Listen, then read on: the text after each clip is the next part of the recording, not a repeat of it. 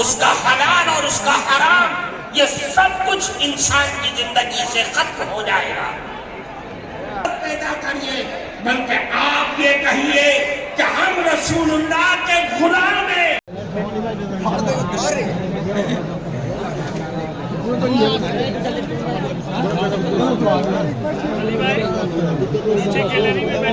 بسم اللہ الرحمن الرحیم۔ السلام علیکم ناظرین، محمد حماد فردوسی ایک نئے ولاگ کے ساتھ آپ کی خدمت میں حاضر ہے۔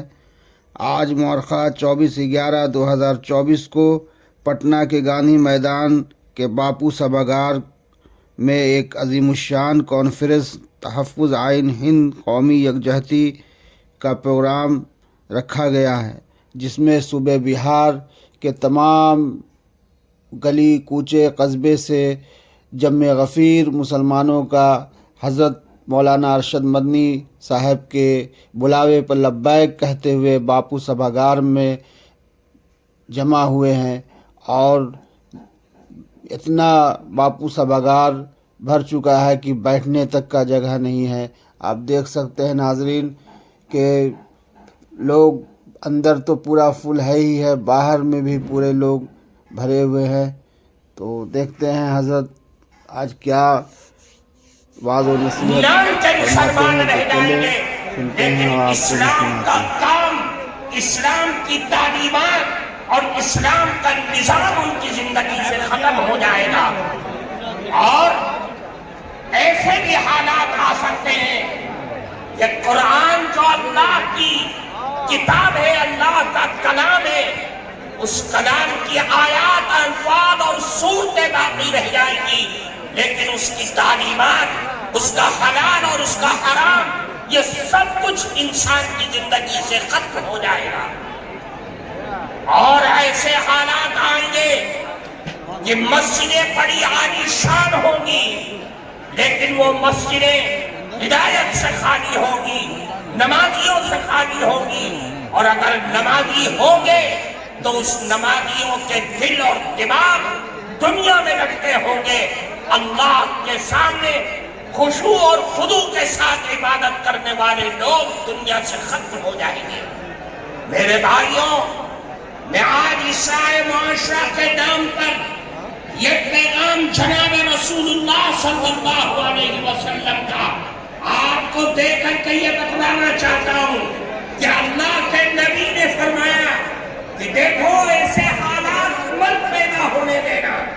ایسے حالات کو جنم ہونے مت دینا کہ آپ کے درمیان سے اسلام کی تعلیم ختم ہو جائے، قرآن کے الفاظ باقی رہ جائیں اور اس کی تعلیمات تمہاری زندگیوں سے ختم ہو جائے۔ یاد رکھو، آج جن حالات میں ہم جی رہے ہیں، جن حالات میں ہم سانس لے رہے ہیں، دنیا جو ہمارے سماج اور معاشرے کو تباہ و برباد کرنے پر لگی ہوئی ہے، اس کے لیے ضروری ہے کہ ہم دنیا والوں سے یہ بتلا دیں کہ جتنا تم ہمیں ستاؤ گے، جتنا تم ہمیں آزماؤ گے، ہماری قوت ارادی کو اور حوصلوں کو ختم کرنے کی کوشش کرو گے، ہم رسول اللہ کی تعلیمات، رسول اللہ کے دین سے اپنی زندگی کو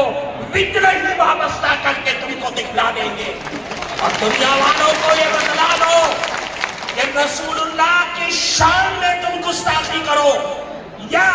قرآن کے آیات کی تم بے حرمتی کرو، ہم خباب اور خبیب کے وارث ہیں،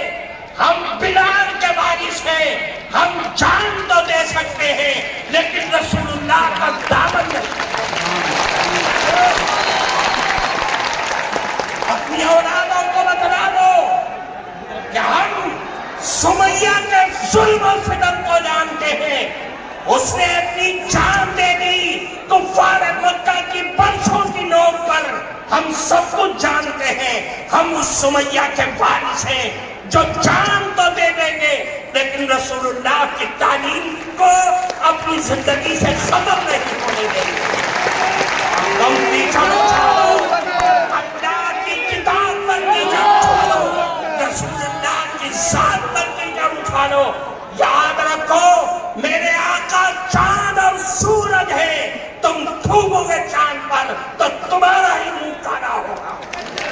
میرے عزیز دوستو،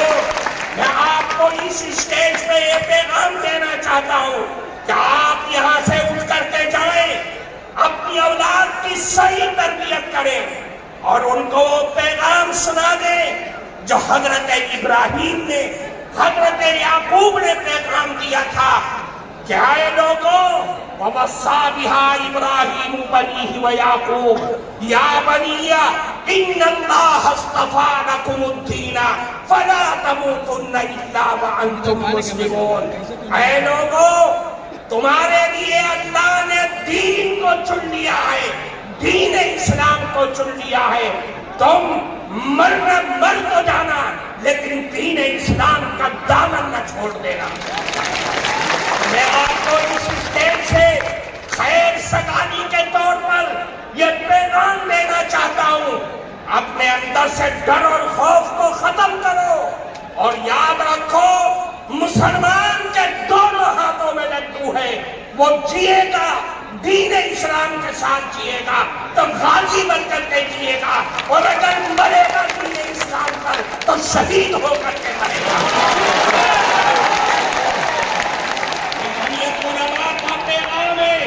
اس لیے میرے بھائیوں، آپ یہاں سے جائیں، اپنی اولاد کی صحیح تربیت کریں، اس لیے کہ معاشرے کی سب سے پہلی سیڑھی اور سب سے پہلا زینہ اپنی اولاد کی صحیح تربیت کرنا ہے۔ اس لیے میرے بھائی، میں آج اس مبارک اسٹیج سے اس مبارک خداموں کے سامنے ہم آپ کو یہی پیغام دینا چاہتے ہیں کہ کسی کی حرکتوں سے اپنے دل میں ملال مت پیدا کریے، بلکہ آپ یہ کہیے کہ ہم رسول اللہ کے غلام ہیں اور ان کی غلامی پر مرنا ہماری زندگی کا آخری دفعہ ہے۔ وآخر دعوانا ان الحمد للہ رب العالمین۔